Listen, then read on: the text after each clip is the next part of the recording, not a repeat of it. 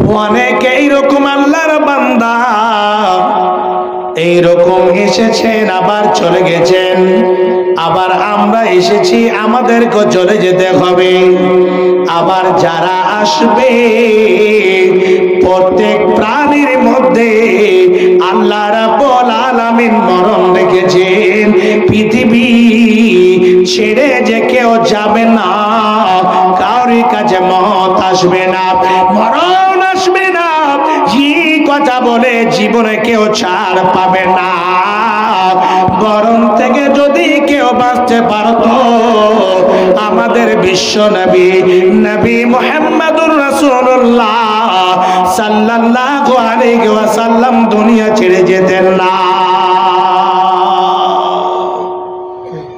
মওত থেকে কেউ ছাড় পাবে না, মওত থেকে কেউ ছাড় পায়নি আর জীবনেও পাবে না। এই দুনিয়াটা হচ্ছে অল্প দিনের জন্য। আল্লাহ রাব্বুল আলামিন কোরআনের মধ্যে ঘোষণা দিয়েছেন, বান্দারে ওয়ালি কুল্লি উম্মাতিন আজালুন ফাইজা জাআ আজালুকুম লা ইস্তাখিরুনা সাআতান ওয়া লা ইস্তাকদিমুন। বান্দা, প্রত্যেক প্রাণীর মধ্যে, প্রত্যেক জীবের মধ্যে আমি আল্লাহ মরণ রেখেছি এবং সময়কে আমি নির্ধারিত করে দিয়েছি, সময়কে আমি ভাগ করে দিয়েছি। কোন সময় মরণ আসবে, কোন টাইমে মরণ আসবে। বাগদান আমার মা জননীরা, সেদিন এক সেকেন্ড সময় আপনার আগে হবে না, পিছু হবে না। সেদিন দেখবে না আপনি কোন জায়গাতে রয়েছেন, আপনি কোন অবস্থাতে রয়েছেন। যখন ডাক পড়ে যাবে, যখন সময় হয়ে যাবে, সেই জায়গাতে মালাকুল মউত গিয়ে হাজির হয়ে যাবে। দয়াল আল্লাহ রে, তুমি আমায় রহম করো না। মাবুদ মাওলা রে, তুমি আমায় ক্ষমা করো না। তুমি রহমান, তুমি রহিম, তুমি মেহেরবান। দয়াল আল্লাহ রে, তুমি আমায় ক্ষমা করো না। মতের যখন ওয়াদার হবে, আজরাইল সে বুকে বসবে। মতের যখন ওয়াদার হবে, আজরাইল সে বুকে বসবে। যতই করো হুয়া নয় বিনয়, তবু তোমায় ছাড়বে না। দয়াল আল্লাহ রে, তুমি আমায় রহম করো না। রূহটাকে যখন নিয়ে যাবে, মা জননী কতই কাঁদবে। রূহটাকে যখন নিয়ে যাবে, ছেলে মেয়ে কতই কাঁদবে। যতই তোমরা ক্রন্দন করো, তবু তোমার কান্না শুনবে না। দয়াল আল্লাহ রে, তুমি আমায় রহম করো না। তুমি রহমান, তুমি রহিম, তুমি মেহেরবান। দয়াল আল্লাহ রে, তুমি আমায় ক্ষমা করো না। লাশটাকে যখন গোসল দিবে, তাকে তখন কতই লাগবে।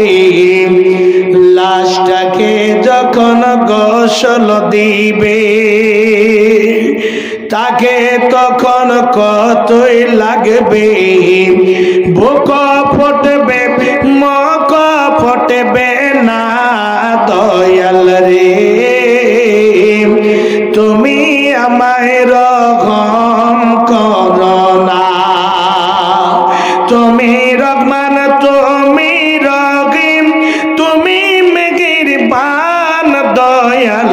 আল্লাহ রে তুমি আমায় ক্ষমা করো না। জানাজার খাট যখন নিয়ে যাবে তখন সে কেঁদে বলবে আমায় নিয়ে যাচ্ছ কোথায়, একটু আমায় বলো না দয়াল আল্লাহ রে তুমি আমায় রহম করো না। লাশটাকে যখন কবরে শুয়াইবে ফারিস্তা এসে হিসাব কষবে, লাশটাকে যখন কবরে শুয়াইবে ফারিস্তা এসে হিসাব কষবে, পরীক্ষাতে পাস করতে পারলে জান্নাত হবে ঠিকানা দয়াল আল্লাহ রে তুমি আমায় রহম করো না। তুমি রহমান তুমি রহিম তুমি মেহেরবান দয়াল আল্লাহ রে তুমি আমায় ক্ষমা করো না। হে বাপজান আমার সময় যেদিন হয়ে যাবে আপনার ছেলে মেয়ে কান্না করবে, আপনার ভাই বিরাদার কান্না করবে, আপনার ভাই বিরাদার এমন ভাবে লুটি লুটি করবি যখন আপনার কাছে মালাকুল মউত হাজির হয়ে যাবে সেই দিন আপনি বলবেন আমি কোন এইরকম এমএলএ এমপির কাছে কোন প্রধানমন্ত্রীর কাছে গিয়ে আমি নারী জানিয়ে সময় নিয়ে নেব, সেই দিন এক সেকেন্ড সময় আল্লাহ রাব্বুল আলামিন আগে করবেন না, এক সেকেন্ড সময় আল্লাহ পিছনে করবেন না। ছেলে মেয়ে এত কান্না করবে, মা মা বলে কান্না করবে, বাবা বাবা বলে কান্না করবে। মা বাবা ছেলে যদি মারা যায় ছেলে ছেলে বলে হায় রে আমার কলিজার টুকরা সন্তান, এইরকম ভাবে কান্না করবে। সেদিন আপনি বলবেন এই মত থেকে আমি ছাড় পেয়ে যাব, আমার ছেলে মেয়েকে বাঁচিয়ে নেব। এই মত এমন একটা জিনিস, এমন একটা পেয়ালা, এমন একটা শরবত, এই মতের মাজা, এই মতের স্বাদ প্রত্যেক প্রাণীকে পৃথিবীর বুকে চাকতেই হবে। আল্লাহ রাব্বুল আলামিন সময় নির্ধারিত করে দিয়েছে, কখন কে যাবে সেটা আল্লাহ ভালো জানে। আল্লাহ বলেন কুল্লু নাফসিন যায়িকাতুল মাউত। আল্লাহ বলছেন বান্দা প্রত্যেক নাফসকে প্রত্যেক প্রাণীকে মতের স্বাদ চাখতে হবে, মতের স্বাদ গ্রহণ করতে হবে। আপনি বলবেন আমি মতের স্বাদ চাখবো না, এই মরণ আমাদের ভারতবর্ষে হচ্ছে, এই মরণকে বলে আমি অন্য জায়গা চলে যাব যাতে করে মরণ আমাকে গ্রাস করতে না পারে, মত আমাকে যেন ধরতে না পারে। এই বলে যদি আপনি সমুদ্রে তোলায় চলে যান, আপনি যদি এইরকম ভাবে একটা সোনার ঘর তৈরি করেন, আপনি যদি এইরকম একটা মজবুত কেলার মধ্যে চলে যান, সে যখন সময় হয়ে যাবে সে সময় আপনি যে জায়গাতে থাকেন সেই জায়গাতে মালাকুল মউত গিয়ে হাজির হয়ে যাবে। আরবি শরীফ কি বলছে? আল মাউত কাদহুন কুল্লু নাফসিন শারিবুহু ওয়াল কাবরু বাবুন কুল্লু নাফসিন দাখিলুহু। মউত এমন একটা শরবত, মউত এমন একটা খাবার জিনিস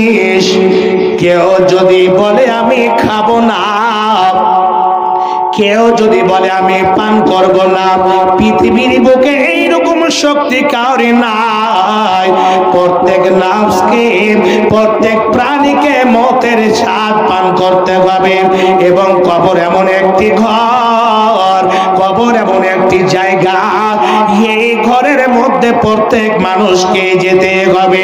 হে বাপজান আমার, আল্লাহ রাব্বুল আলামিন কোরআনের মধ্যে ঘোষণা দিয়েছেন, আইনামা তাকুনু ইদরিকুমুল মউত ওয়ালাউ কুনতুম ফি বুরুজিম মুশাইয়্যিদা। আল্লাহ বলেন, বান্দা তুমি যে কোনো মজবুত কিলার মধ্যে থাকো, বা তুমি একটা সোনার ঘর তৈরি করেছো, বা তুমি এমন একটা জায়গাতে গিয়ে যে মতো এইরকম ভাবে হামাসেরা মাটির তলে গিয়ে এমন ভাবে মজবুত করে ঘর তৈরি করেছে, উপরে যদি এইরকম ভাবে বম ফুটিয়ে দেয়, উপরে যতই এইরকম গোলা বারুদ করো, নিচনে কোনো অসুবিধা হবে না।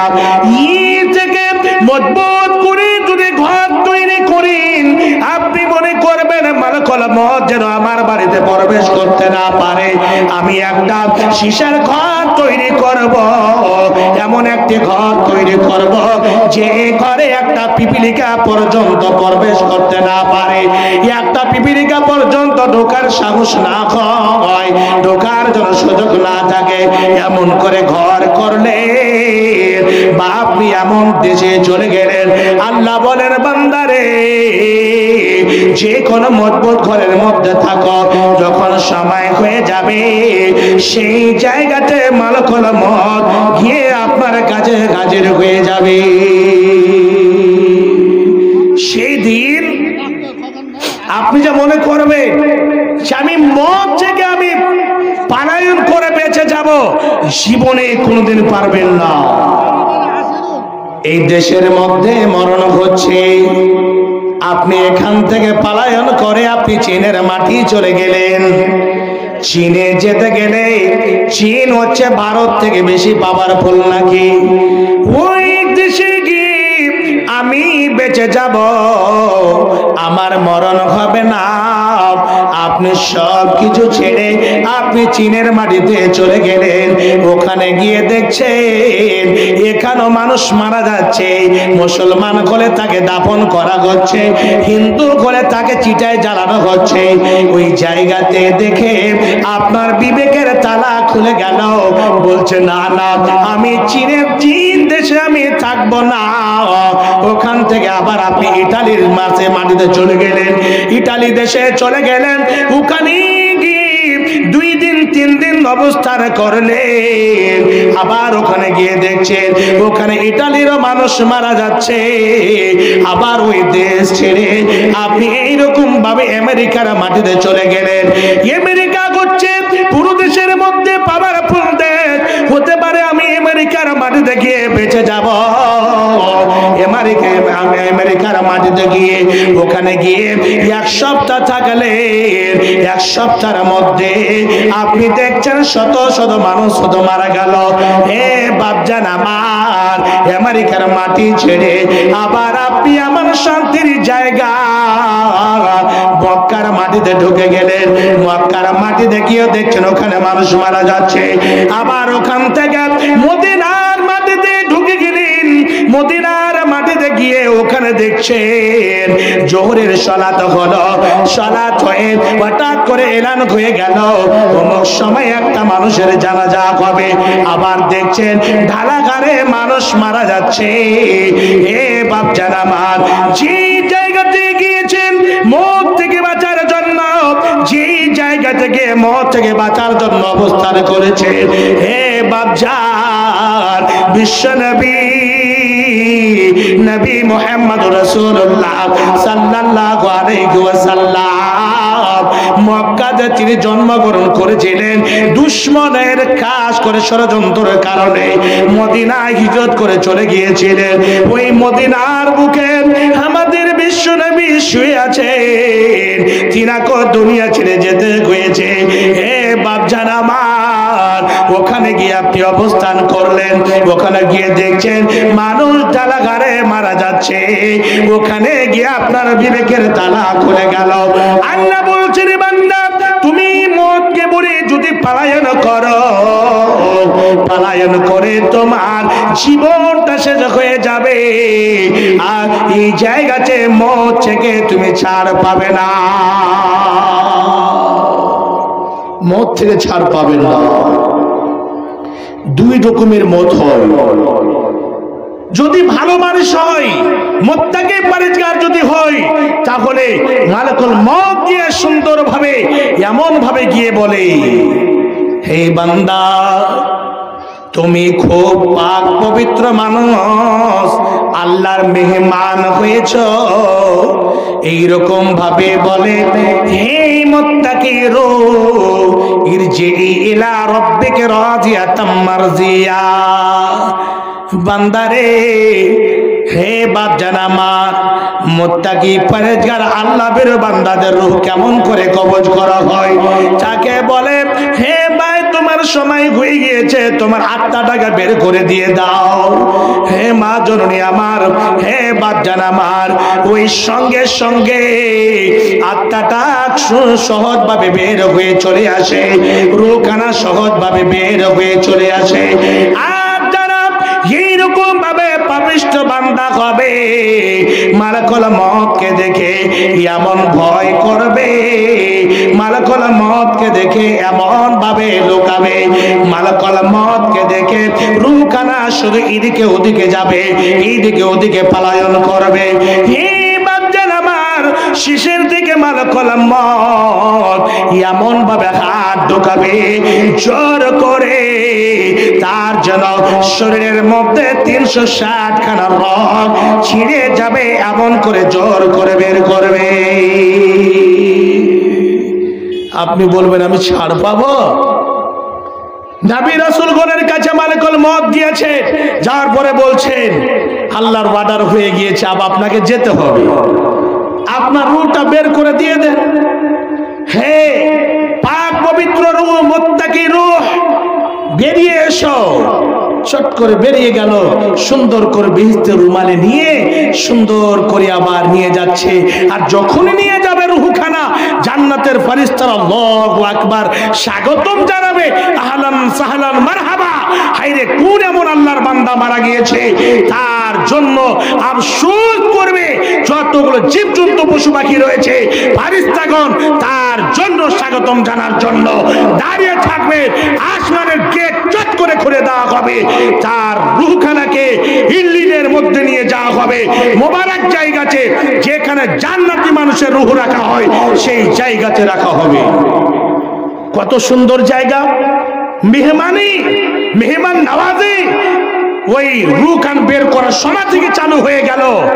আর যারা খব্বিশ হবে, রূহখানা যে বের করে পোস্টমর্টম করতে যাবে, তখনই বলবে এখন থেকে তোর জন্য গোষ্ঠী বেচা চালু হয়ে গেল, তৈয়ার হয়ে যা। তুই দুনিয়াতে খুব রাহাজানি করলি, সারাব খালি, বোনের হক মেরে খালি, ভাইয়ের হক মেরে খালি, চাচার হক মেরে খালি, শয়তানি করলি, রাহাজানি করলি, জাদুটোনা করলি, এক মানুষকে বরবাদ করে দিলি, যা কিছু পৃথিবীর বুকে করেছিস, আর কিন্তু তোর শান্তি না।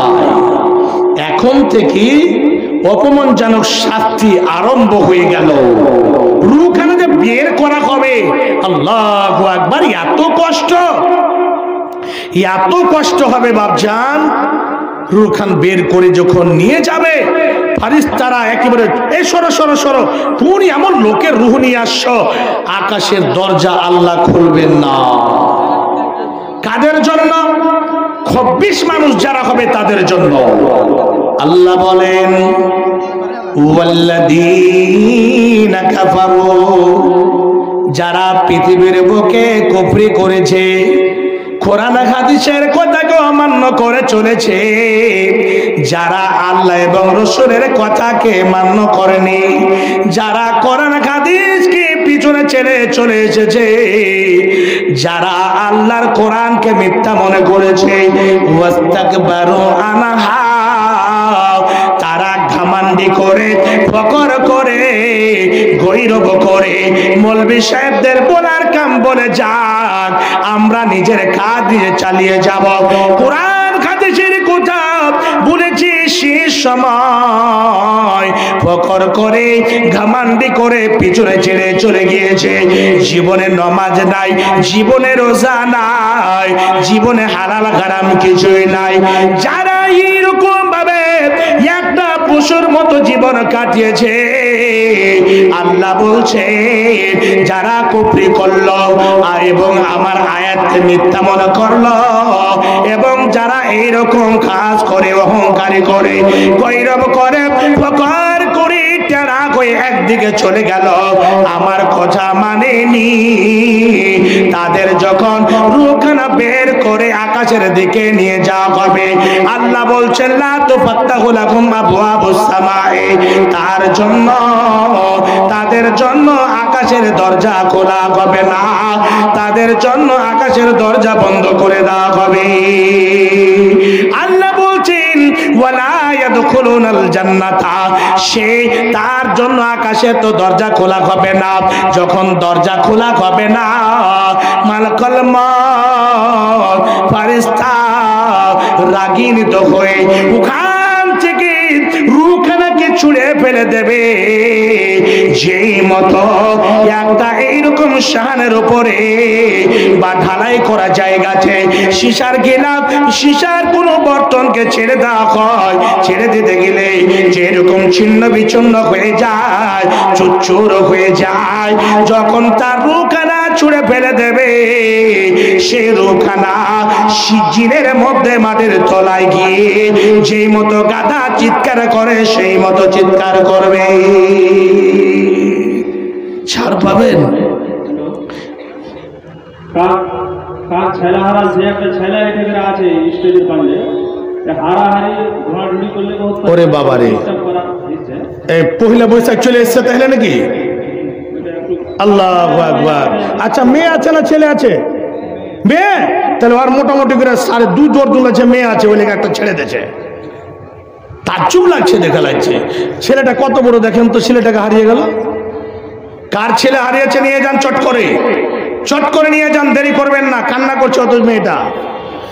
তো বলছিলাম আল্লাহ রাব্বুল আলামিন কি বলছেন, ওয়ালা ইয়াদখুলুনাল জান্নাত, আর ওদের যত গেট খোলা হবে না, সে লোকগুলো আল্লাহর জান্নাতে যাবে না, জান্নাতে যাবে না।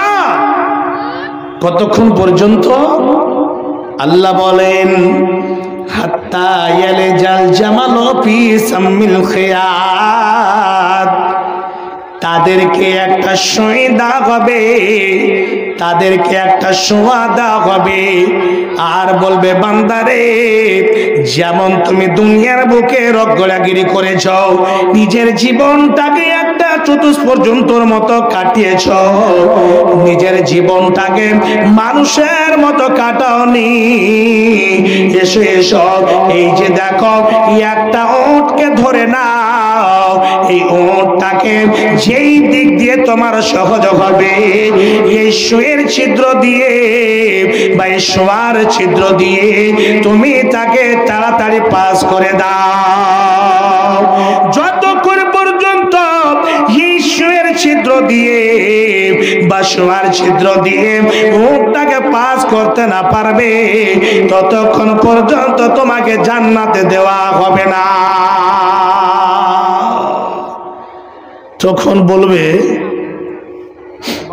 আফসোস করে বলবে কি জানেন, আল্লাহ এই উটটাকে এত বড় উট, এই সুয়ের ছিদ্র বা শোয়ার ছিদ্র দিয়ে পাস করা যাবে? একটা আমাদের পরিচালিত ভাষা আছে মেয়েদের, কি জানেন, না দিবার বাণীতে সাওয়াই না কাঁটাল, মানে শ্রাবণ মাসে কাঁটাল ধরে না, না দিবার বাণীতে সাওয়াই না কাঁটাল। তো আফসোস করে বলবে জান্নাত তো পাওয়া যাবে না, না দিবার বাণী এটা, তা না দিবার বাণী আফসোস করে সেদিন লাভ হবে না। ভাবছেন আমার, এমন একটা ঘরে শুইতে হবে, সেই ঘরে না বিছানা হবে, সেই ঘরে না আপনার সঙ্গী সাথী হবে, না সেই ঘরে আপনার কোন রকমের এইরকম লাইটিং এর ব্যবস্থা হবে। ভাবছেন আমার না ফেরার দেশে আমাদেরকে যেতে হবে, না ফেরার দেশে আমাদেরকে গিয়ে শুইতে হবে। ভাবছেন আমার দুনিয়ার বুকে যতগুলো আমরা কর্ম করেছি একটা একটা করে ওখানে গিয়ে পঙ্খন ভাবে হিসাব দিতে হবে। ভাবছেন আমার দেখেন কাবরিস্তানে অনেকে শুয়ে আছে, কবরের কাছে গিয়ে আপনি দেখুন। ওই জন্য নবীজি বলেছেন যে একাই তোমরা কবরস্থানে যাও জিয়ারতের জন্য, একাই গিয়ে কবরকে বলে বেশিরভাগ তোমরা স্মরণ করো। কেন? কবর এমনই একটি জায়গা, কবর এমনই একটি জায়গা, একে বলা হয়েছে হেড কাউন্টার। কবর এমন একটি জায়গা যাকে বলা হচ্ছে ইমিগ্রেশন কাউন্টার। সমস্ত কাগজ, সমস্ত ডকুমেন্টস চেক আপ করার জায়গা, সমস্ত ডকুমেন্টসের চেক আপ হবে, যে জায়গাটা হচ্ছে কবর। আমরা জীবনে যা করেছি আমাদের খাস করে পুরো কর্ম ফল একেবারে ওখানে আমাদেরকে দিতে হবে। আমরা কি কর্ম করেছি তার ফলাফল ওখান থেকে আমাদের চালু হয়ে যাবে। নবীজি বলেছেন সব থেকে প্রথম মঞ্জিল হচ্ছে কবর। যারা কবরে পাশ হয়ে যাবে, যারা কবরে পাশ হয়ে যাবে কোন জায়গাতে সেই বাধা পড়বে না। বিশ্ব নবী নবী মুহাম্মদ রাসূলুল্লাহ সাল্লাল্লাহু আলাইহি ওয়াসাল্লাম বলেছেন, বান্দা হে আমার উম্মতেরা, তোমরা বেশিরভাগ কবরকে বলে স্মরণ করিও, তোমরা মরণকে বলে স্মরণ করিও। বাপজান আমার হযরতে উসমান গনি রাদিয়াল্লাহু তাআলা আনহু সম্পর্কে এসেছে, নবীজি যখন জান্নাত জাহান্নাম সম্পর্কে বক্তব্য রাখতেন তখন অতটা তিনি কান্না করতেন না। এইরকম ভাবে যখনই নবীজি খবর সম্পর্কে বক্তব্য রাখতেন, খবরের কথা যখন শুনতেন, উসমান গনি রাদিয়াল্লাহু তাআলা আনহু এইরকম ভাবে যার যার কান্না করতেন, চোখ যে এইরকম ভাবে চোখ দিয়ে পানি বের হতো, দাড়িগুলো ভিজে ভিজে ভিজে ভিজে টপ টপ টপ টপ করে পড়তো। কেন? কবরে আমাকে একাই রাখা হবে, কবরে যখন আমাদেরকে রেখে আসবে সেই দিন হে বাপজান আমার, যখন মাটি দিয়ে ক্লিয়ার হয়ে গেল, যখন সম্পূর্ণ কাজ করে মানুষ বাড়ি ফিরে আসে, সঙ্গে সঙ্গে আপনাদেরকে আমাদেরকে এরকম ভাবে উঠিয়ে বসে দেওয়া হবে। সেই মৃত্যু ব্যক্তিকে উঠিয়ে বসে দেবে, বসে দিয়ে তাকে প্রশ্ন করতে লাগবে, মান রাব্বুকা, তোমার প্রভু কে ছিল, তুমি একটিবার আমার কাছে বলো। হে বাপজান আমার, আমি সময়টা 60 বছর পেলাম, আমি 70 বছর পেলাম, আমি 80 বছর পেলাম, কিন্তু জীবনে মরণকে বলে ভয় করলাম না, মরণকে বলে স্মরণ করলাম না। যে কবরে আমার নানা গিয়েছে, যে কবরে আমার নানি গিয়েছে, যে কবরে আমার দাদা গিয়েছে, যে কবরে আমার বাবা যাবে, যে কবরে আমাদেরকে যেতে হবে, সে কবরের জন্য আমরা জীবনে চিন্তা করলাম না। হে বাপজান আমার, হে মা জননীরা, তার জন্য নবীজি বলেছেন, ওরে আমার উম্মতেরা, তোমরা মরণকে বলে বেশি বেশি স্মরণ করবে, তোমরা বেশি বেশি করে কবরকে বলে স্মরণ করবে। তোমরা যদি কাজ করে কবরস্থানে যাও, কবর গায়ে যদি যাও, তোমাদের বেশি মরণ স্মরণ হবে। তার জন্য নবীজি বলেছেন, তোমরা বেশি বেশি করে কবর জিয়ারতে যাও, কবরস্থানে যাও, যেই জায়গাতে লক্ষ লক্ষ কোটি কোটি মানুষ শুয়ে আছে, কে দুঃখে আছে, কে সুখে আছে, কার কবরে আযাব হচ্ছে, কে এইরকম ভাবে শান্তি ভোগ করছে, কে আনন্দ করছে, আমরা নিজে জানতে পারি না, আমরা বলতে পারবো না। হে বাপজান আমার, এখন আমরা জীবিত আছি, এখন আমরা এখানে জিন্দা আছি তাই আমাদের অন্তরে হয় না। এ বাপজান আমার, হঠাৎ করে একজন বাবা মারা গেল, ওকে সঙ্গে সঙ্গে কবরে শুয়ে আমরা চলে আসলাম। হে বাপজান, সেই জায়গাতে কি হবে? সেই জায়গাতে এক তিনখানা প্রশ্ন হবে। যদি আমরা প্রশ্ন উত্তর না দিতে পারি তাহলে আমাদেরকে জাহান্নামে যেতে হবে। প্রশ্ন হবে, তুমি নিজের জীবনটাকে কি বলে কাটিয়েছো?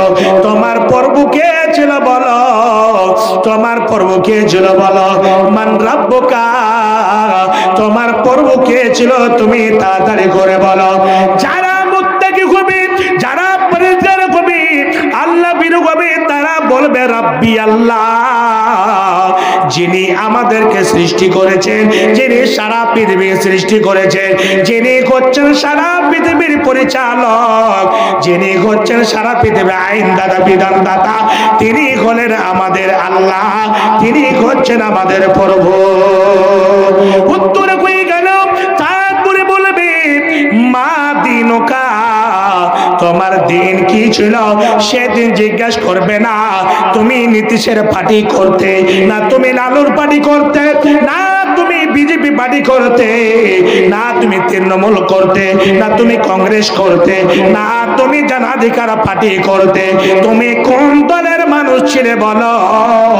তোমার গ্রামে কয়টা জামাত ছিল? জামাতটাকে ভাঙতে ভাঙতে ভাঙতে ভাঙতে একটা জামাতকে কাটতে কাটতে তিনটা চারটা করে নিয়েছিলে। তুমি কোন দলের ছিলে? সেই দিন জিজ্ঞাসা করা হবে না, একটাই কথা জিজ্ঞাসা করা হবে, মা দিনুকা, তোমার দিন কি ছিল? তাড়াতাড়ি করে বলো। এর মানে হলো তুমি নিজের জীবনটাকে কোন দিনের উপরে কাটিয়েছো সেই দিন দিন সম্পর্কে জিজ্ঞাসা করা হবে। যারা আল্লাহ বিরু হবে বলবে দিনুনা ইসলাম, আমাদের দিন ছিল একেবারে খাঁটি ইসলাম। আর ইসলাম ধর্ম হচ্ছে ইন্নাদ-দীন ইনদাল্লাহিল ইসলাম, আল্লাহর নিকটে সব থেকে মেহবুব, সব থেকে পছন্দনীয় দিন হচ্ছে দিন ইসলাম। এটাই আমার ধর্ম ছিল।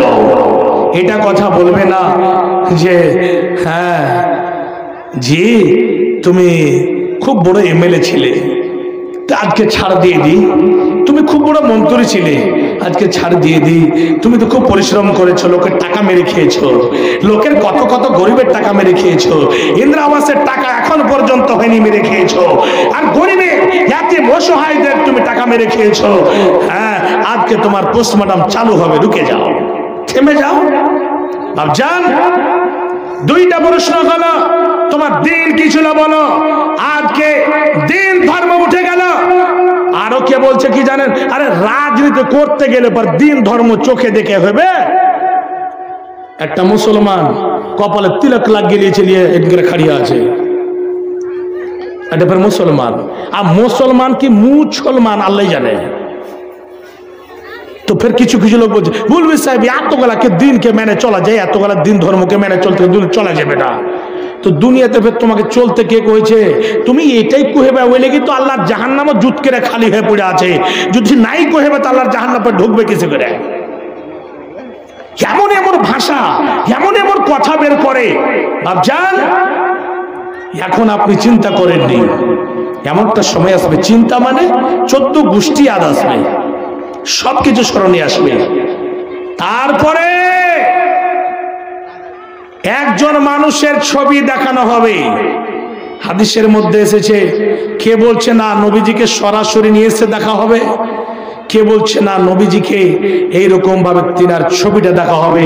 মা কুনতা তাকুলু ফি হাদার রাজুল, এই যে লোকটাকে তুমি চিনো, এই লোকটাকে তুমি দেখো, দেখো এই লোকটা কে? যারা মুত্তাকি হবে তারা বলবে ইনি হচ্ছেন শেষ নবী, নবী মুহাম্মদুর রাসূলুল্লাহ সাল্লাল্লাহু আলাইহি ওয়াসাল্লাম। ইনি হচ্ছেন আমাদের নবী, ইনি হচ্ছেন রাহমাতুল লিল আলামিন, ইনি আমাদেরকে সঠিক পথ দেখিয়েছে, ইনি হচ্ছেন আমাদের নবী। বাপজান আমার, নবীজির চেহারা দেখা হবে দুনিয়ার কোন ধনী মানুষের, টাটা বিল্ডার, তারপরে মুকেশ আম্বানি, যতগুলো বড় বড় আছে তাদেরকে অনুসরণ। আজকে আমাদের যুবকেরা করে। আজকে কে ভালো করে ক্রিকেট খেলে, কে ভালো করে চোখে ছাক্কা মারে, কে ভালো ভালো করে ভালো ভালো জিনিস আবিষ্কার করেছে, ওদেরকে আজকে সাপোর্ট করছে আর বলছে আল্লাহ।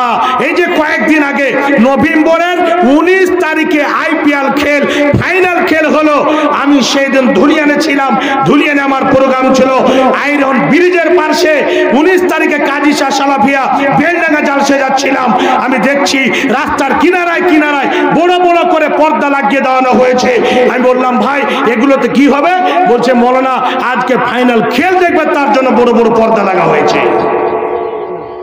খেলটা হেরে গেল, আমরা দুঃখিত। একটা লোক কান্না করছে, এমন কান্না করছে চোখ দিয়ে মনে হচ্ছে নদীর মতন জল ঝরছে। তো মনে হচ্ছে আর 14 গোষ্ঠী নয়, আর যদি 21 গোষ্ঠী মারা যেতে এত কান্না করবে না। আর এমন কান্না করে দেখে যে চোখ দিয়ে মোটা মোটা করে জল বেরিয়ে আসছে। ফলো কাকে করে? বিরাট কোহলিকে। ফলো কাকে করে? ধোনিকে। ফলো কাকে করে? সালমান খানকে। ফলো কাকে করে? অমিতাভ বচ্চনকে। ভাত খান, চাই খান, পান খান, এমন ভাবে যেগুলো ইসলামকে রসার তলে দিয়ে দিয়েছে, ইসলামের নামে এমন ভাবেই করেছে, তাদেরকে আজকে ফলো করছে। শুনে রাখুন, আল্লাহ রাব্বুল আলামিন কোরআনের মধ্যে বলেছেন, খাস করে শুনে নাও, লাকাদ কানা লাকুম ফি রাসূলিল্লাহি উসওয়াতুন হাসানা। নবী হচ্ছে তোমাদের উসওয়ায়ে হাসানা। নবীর চরিত্র, নবীর ব্যবহার, নবীর কালচার, নবীর শিষ্টাচার যার মধ্যে আছে, সেটাই হচ্ছে আসলে শিক্ষিত, সেটাই হচ্ছে আসলে পরিকৃত মুমিন। কাকে আপনি নেবেন? যে চোঙ্গা পেন পরে তাকে ফলো করছেন, যে দাঁড়িয়ে পেশাব করে তাকে আপনি ফলো করছেন? এদেরকে ফলো করে জান্নাতে যেতে পারবেন না। 14 গোষ্ঠী এদের আল্লাহর কাছে গিয়ে সুপারিশ করার সাহস পাবে না। আর শুনে রাখুন, যতগুলো নবী রাসূল এসেছেন আদম থেকে নিয়ে শেষ পর্যন্ত সমস্ত নবীর কাছে আমরা যাব, উম্মতে মুহাম্মাদিয়া যাবে। নবী গো একটু সুপারিশ করে দেন, আল্লাহর কাছে গিয়ে যেন আমরা সাফল্য হয়ে যাই, আমরা কামিয়াব হয়ে যাই। একজন করার সাহস পাবেন না। আদম বলবেন আমি পারবো না, নূহ বলবেন আমি পারবো না, ইব্রাহিম বলবেন আমি পারবো না। এইরকম করে করে শেষ পর্যন্ত ঈসা আলাইহিস সালামের কাছে যাবে। ঈসা বলবে আমি তো পারবোই না, কেন আমাকে ইহুদি নাসাররা আল্লাহর বেটা বলেছে, আমি পারবো না। টাকাটা ধরে নাও না, আমি পারবো না, তবে একটা বুদ্ধি দিতে পারবো। কি? শেষ নবীর কাছে চলে যাও, পুরো পাবার ফুল করা হয়েছে, ওর কাছে যাও, ও যদি সুপারিশ করে ইনশাআল্লাহ হয়ে যাবে। ভাবছেন আমার কোন মুখ নিয়ে আমরা নবীর কাছে যাব? কাকে আমরা ফলো করতাম? কোন মুখ নিয়ে নবীর কাছে গিয়ে বলবো যে একটু আমার জন্য সুপারিশ করে দেন? 15টা ছেলে হয়ে গেল প্রায়, মোটামুটি ছেলে মেয়ে দিয়ে, দাড়ি পেকে গেছে, এখনো রোটার চলছে, এখনো থালিবালা ফাল চলছে, এখনো কিছু কিছু কি শিক্ষিত কি অশিক্ষিত, দাড়িকে কাটতে কাটতে কাটতে কাটতে একেবারে চামে লাগিয়ে দিয়েছে। আর বলছে আল্লাহর নূর ঠেকাবো না খুর, কাঁচি দিয়া যতদূর যাই। এই মুখখানটা লিয়া, এই খৈলানবালা চেহারা লিয়া নবীর কাছে যাব? দিনকে ভালোবাসেনি, মসজিদকে ভালোবাসেনি, আল্লাহকে ভালোবাসেনি, নবীকে ভালোবাসেনি। বাপজান আমার দুঃখিত হবেন না, আপনাদের কাছে বলছি, আপনারা হচ্ছেন আমার ইসলামী ভাই। আপনাদেরকে খাটো করার জন্য বলি না, ছোট করার জন্য বলি না, আমি নিজে ক্ষমা পাচ্ছি। তবে একটা কথা জানুন, আমি আপনাদের ছেলে, আমি আপনাদের ভাই। আপনাদের বলছি নবীকে ফলো করতে হবে, নবীর চরিত্র নিতে হবে, নচেত সেদিন নবীজি কি বলবেন? তুমি দিনের মধ্যে বাধা দিয়েছিলে, দিনের মধ্যে নতুন আইন তুমি সৃষ্টি করেছিলে। সোহকান সোহকান লিমান তাবাদ্দালা দিনি, সোহকান সোহকান লিমান গাইয়ারা দিনি। হটো হটো হটো হটো। দুনিয়ার বুকে তুমি বিরাট কোহলিকে তুমি ফলো করেছিলে, অমিতাভ বচ্চন, ভাত খান, চাই খান, পান খান, এগুলোকে তুমি করেছিলে। যাও তুমি হটো।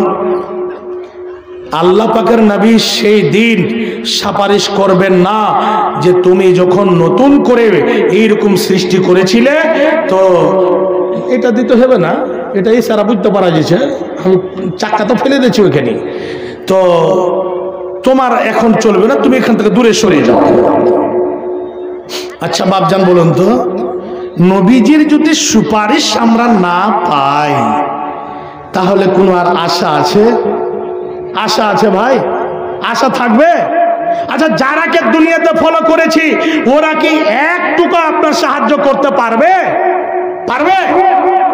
কোরআনকে ছাড়লাম, হাদিসকে ছাড়লাম, পৃথিবীর বুকে একটা বইয়ের নাম দেখান। এখানে অনেকে আছেন, শেখ বসে আছেন, আমার মামা বসে আছেন, আমার একজন ওস্তাদ আছেন শেখ সানাউল্লাহ আসারি সাহেব, যত বিজ্ঞ বিজ্ঞ ওলামায়ে কেরাম আছেন, আমি বলছি উনাদেরকে সাক্ষী রেখে বলছি, আপনারা একটা বইয়ের নাম বলেন কোরআনকে ছেড়ে, যে এই যে কোরআনকে আমরা ছেড়েছি, এই কিতাবটাকে আমরা মেনেছি, সায়েন্স, ইংরেজি, ভূতবিজ্ঞান, রাষ্ট্রবিজ্ঞান, জীবন বিজ্ঞান, অমুক কিতাব, দুমুক কিতাব, যত যা দুনিয়াবি কিতাব আছে, এই কিতাবকে কর্মরা করে ধরেছি। এই কিতাবগুলো কিয়ামতের দিন আমাদের সঙ্গী সাথী হয়ে আল্লাহর কাছে গিয়ে সুপারিশ করবেন। এই একটা বইয়ের নাম বাতান তো সারা পৃথিবীর মধ্যে। বাংলা সাহেব, কোরআন তো সবারই বাড়িতে রাখা আছে, এই কোরআনকে আমরা মূল্য দিলাম না, নিজের জীবনটাকে যে সুন্দর করে একটা ভালো জায়গাতে চালাবো এটা স্মরণ করলাম না। এই কোরআন যাকে আমরা ছেড়েছি, এই কোরআনকে যদি আমরা জীবনে লাগাতে পারি, এই কোরআনকে যদি সবসময় তেলাওয়াত করি, এই কোরআনটাকে যদি আমরা শুনি, যেরকম আপনারা বসে বসে শুনছেন, এই কোরআন এমন একটা সময় আসবে কিয়ামতের দিন আল্লাহর কাছে আপনার সঙ্গী সাথী হয়ে সঙ্গে সঙ্গে যাবে।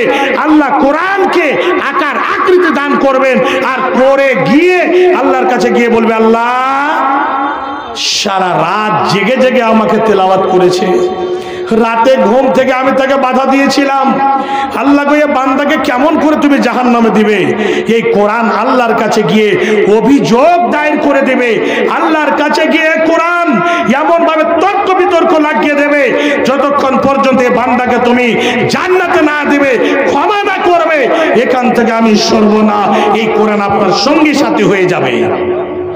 জি, আল্লাহর ওয়াস্তে আপনাদেরকে বলছি একটা আমলের কথা দিয়ে আমি মেন জায়গায় চলে যাব। প্রতি রাতে যে আল্লাহর বান্দা বান্দি সূরা মুলক পড়ে ঘুমাবে, বিশ্বনবী একেবারে সহিহ হাদিসে বর্ণনা করেছেন, কিঞ্চিত পরিমাণ যা জৈবের অবকাশ নাই। যদি শখ হয় তাহলে গুগল যাবেন, গুগলে গিয়ে সার্চ করবেন। নবীজি বলছেন যারা রাতে নিয়মিতভাবে শুইবার আগে সূরা মুলক পড়বে, তাবারাকাল্লাযী বিয়াদিহিল মুলকু ওয়া হুয়া আলা কুল্লি শাইইন কাদির, এই সূরাটি পড়ে ঘুমাবে, সে আল্লাহর বান্দা বান্দি যদি সে রাত্রে বেলায় মারা যায় তাহলে সে আল্লাহর বান্দাকে আল্লাহ জাহান্নামে দেবেন না।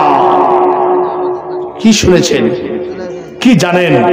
ভাবছেন আমার একটু আমল করুন। আল্লাহর ওয়াস্তে কখন যে আমাদের ডাক পড়বে সেটা আল্লাহই ভালো জানেন। সেদিন আমাদেরকে ছেলে মেয়েকে ছেড়ে, ঘর বাড়ি জমি জায়গা ছেড়ে, এত টাকা পয়সা ইনকাম করলাম, এত সুন্দর করে টেলস বিছিয়ে বাড়ি করলাম, এত জমি জায়গা সোনা দানা, এত বড় খানদান, সব কিছু পড়ে থেকে যাবে। একজন নিজে খালি হাতে কাফনটা আমাকে লেপটি দিবে, কাফনে গুটিয়ে দিয়ে একেবারে খালি হাতে আমাদেরকে যেতে হবে, সে কবরের ব্যবস্থা নিতে হবে। আল্লাহ বলছেন ওয়ানফিকু মিম্মা রাযাকনাকুম, হে বান্দা আমি তোমাকে জীবনে মালধন সম্পদ দিয়েছি, টাকা পয়সা দিয়েছি, এই টাকা পয়সা থেকে মৃত্যুর আগে আগে আমার পথে তুমি খরচ করে যাও। হে ভাবছেন আমার আজকে আপনি ধনী আছেন, আজকে আল্লাহ আপনাকে ধনী বানিয়েছেন, কাউকে নিচু শ্রেণীর মধ্যে রেখেছেন, কাউকে মধ্যম হিসেবে রেখেছেন, কেউ বেশি ধনী কেউ কম ধনী, কাউকে দেখবেন খোলা আকাশের মধ্যে ঘুমাচ্ছে, বেচারার একটা ঘর নেই থাকার, নিজের জায়গা জমি নাই থাকার, ওই জায়গাতে তারা দিন রাত কাটাচ্ছে, তবে তারও দিন কাটছে। ভাবছেন আমার আল্লাহর ওয়াস্তে এই আল্লাহর ঘরের জন্য যারা আল্লাহর ঘরকে ভালোবাসেন, যারা আল্লাহর সাথে প্রেম প্রীতি ভালোবাসা রাখেন, নবীর সঙ্গে প্রেম প্রীতি ভালোবাসা রাখেন, আপনাদের কাছে বিনীত নিবেদন, চটচট করে ইমার্জেন্সির সময় একেবারে সময়টা অল্প, আমার পরে শুরুর ডোমকল মহি মুর্শিদাবাদ আপনার বহরমপুর থেকে আরো আগে প্রায় মোটামুটি নদিয়া সংলগ্ন নদিয়া ডিস্ট্রিক্টের পাশে, ওখান থেকে শেখ আব্দুল কাবির ইসলামী সাহেব উনি এসে উপস্থিত আছেন। ইনশাআল্লাহ আমার পরিপরি উনাকে দেওয়া হবে, শুনবেন, তবে কাজটা একটু সময়টাকে কাজে লাগান। এটা যে দেবেন এটা আমার জন্য না, এটা এদের জন্য না, নিজের জন্য দেবেন, আল্লাহর ঘরের জন্য দেবেন। এর আগে যখন আমরা পড়াশোনা করতাম মসজিদটা আমরা দেখছি, তখন থেকে আমার মামা বদরুদ্দিন তাইমি সাহেব আলহামদুলিল্লাহ উনি এই গ্রামের এই মসজিদের ইমাম, ঈদগাহার ইমাম, খাস করে এই হিসাবে কাজ করে অনেক জিম্মেদারি ওনার উপরে আছে। আল্লাহ আলহামদুলিল্লাহ ওখান থেকে আস্তে আস্তে মসজিদটা আবার বড় হলো, মানুষের সংখ্যা বেড়ে গেল, তার জন্য আস্তে আস্তে মসজিদে এই পর্যায়ে পৌঁছেছে। অনেক কাজ বাকি আছে বাপজান, আল্লাহর ওয়াস্তে 5,000, 10,000, 20,000 যেই যেরকম দিতে পারবেন। আমি আপনাদেরকে জোর করে, আমি আপনাদেরকে খুবই করে নেব না, কেন আপনি আপনার জন্য দেবেন, আমার জন্য দেবেন না। যতটা দেবেন ততটা সেই হিসাবে আল্লাহ আপনাকে নেকি দেবেন। একটু আসুন বাপজান, চটচট করে তাড়াতাড়ি করে দিয়ে দেন। বাবা জিয়াউল হক 1,000 টাকা আর মা 700 টাকা, মানে বেমার আর মা। মাশাআল্লাহ। খুশবু ডাক্তার মা 700 টাকা। আচ্ছা আচ্ছা, মানে স্বামী স্ত্রী মিলে, আলহামদুলিল্লাহ। আচ্ছা আচ্ছা আচ্ছা, হ্যাঁ। তো দুয়ার দরখাস্ত তো বাপজি তো দান মোটামুটি ভালোই দিয়েছে, তবে আল্লাহ যতটা দিয়েছেন ওই হিসাবে দানটা একটু কম। জিয়াউল হক সাহেব দিয়েছেন 1,000 টাকা, এবং আমার মা জননী ওনার স্ত্রী সাহেবা অসুস্থ আছেন, তার জন্য নিজে দিয়েছেন 700 টাকা। দুইজন মিলে 1,700 টাকা দান করেছেন। তো দানটা মোটামুটি 5,000 হলে বেশি ভালো হতো। 1,700 টাকা ছেলে পিলে আছে না? আচ্ছা আচ্ছা আচ্ছা, মাশাআল্লাহ, সবাই দিবে। আর আমি এই গ্রামের মধ্যে পীরগাছি ঘেরাবাড়ির 3টা গ্রামে আমি বৈশিষ্ট্য এদের ব্যবহার একটা জানি কি, আলহামদুলিল্লাহ খুবই খুশি হই। বেটা দিবে আলাগ, বাপ দিবে আলাগ, পোতা দিবে আলাগ, পতেন দিবে আলাগ, বউ দিবে আলাগ, শাশুড়ি দিবে আলাগ, এরকম করে করে ভালো দান দেয় আলহামদুলিল্লাহ। জিয়াউল হক সাহেব এবং ওনার স্ত্রী সাহেবা দুইজন মিলে 1,700 টাকা দিয়েছেন। শুনলাম ওনার স্ত্রী সাহেবা অসুস্থ আছেন, তার জন্য দোয়ার দরখাস্ত। আল্লাহ গো, ডাক্তার খুশবু সাহেবের আব্বাজান এবং ওনার মা জননী দুইজনে মিলে আল্লাহ 1,700 টাকা দিয়েছেন। আল্লাহ গো, তোমার ঘরকে কত ভালোবাসে, তোমার ঘরকে কত অন্তর দিয়ে ভালোবেসেছেন, ভালোবাসার কারণে এসে ভালোবাসা প্রকাশিত করেছেন। আল্লাহ গো, 1,700 কে আল্লাহ 17,000 বলে কবুল মঞ্জুর করে নাও। আল্লাহ শারীরিক অবস্থা ভালো করে রাখো। আল্লাহ শুনলাম ডাক্তার সাহেবের আম্মা যেন অসুস্থ হয়ে আছেন। আল্লাহ সারা পৃথিবীর যদি ডাক্তার ফেল হয়ে যায়, আল্লাহ তোমার কাছে কোনো জিনিসের কমি নাই। আল্লাহ তুমি তাকে শিফায়ে কামিলা আজলা দান করো। আল্লাহ শরীরটা ভালো করে দাও, সুস্থ করে দাও। আল্লাহুম্মা জিলবাস রব্বানা সুসমান তাসবিল আসিবা ইল্লা সিবাকা শিফা লা ইয়াগাদু সাকামা। আল্লাহ তাকে সুস্থ করে দাও। আল্লাহ বাড়িতে বরকত দাও, ব্যবসা বাণিজ্যে বরকত দাও। আল্লাহ আত্মীয়স্বজন যারা কবরবাসী হয়ে গেছে, আল্লাহ তাদের কবর করে মাগফিরাত করে দাও, তাদের কবর করে উজ্জ্বল করে দাও। আল্লাহুম্মা আমিন, আল্লাহুম্মা আমিন। বাচ্চান আমার একটু চটচট করে দিয়ে দেন। আর মা বোনদের প্যান্ডেলে একটু চাদর নিয়ে যান, মা বোনদের প্যান্ডেলে একটু চাদর নিয়ে যান তাড়াতাড়ি করে। মা বোন আপনাদের প্যান্ডেলে চাদর যাবে, অবশ্যই আপনারা চটচট করে দিয়ে দিবেন। হ্যাঁ, আমিরুল হক নাকি? আসিরুল হক ঘেরাবাড়ি 200 টাকা, তারপরে বেনামি 300 টাকা, মোহাম্মদ ইসলাম চন্দওয়ার কোলা 500 টাকা, বেনামিতে 50 টাকা, আনসার দিয়েছেন 500 টাকা, বেনামি 500 টাকা। আলহামদুলিল্লাহ এই পর্যন্ত কিছু দান এসেছে, আল্লাহকে সে দানকে সাদরে গ্রহণ করে নাও। 500 টাকা আর বাড়িয়ালি মানে 50 কিলো একটু অসুস্থ আছে। মাশাআল্লাহ, আমাদের খাস করে প্রাক্তন সেক্রেটারি এই মাদ্রাসা জামিয়া আনোয়ারুল উলুম দমুঘাটের 500 টাকা দিয়েছেন। তাফাজ্জুল হক সাহেব এবং ওনার স্ত্রী পক্ষ থেকে 50 কেজি ভুট্টা, এবং তারপরে পরে এখন যে রানিং আছে সেক্রেটারি, খুব আইনা লোক, ঠিক আছে? আচ্ছা, ওইটা ওয়ার টাকা তো আমি পরে নেবো, আপনার টাকা দেন।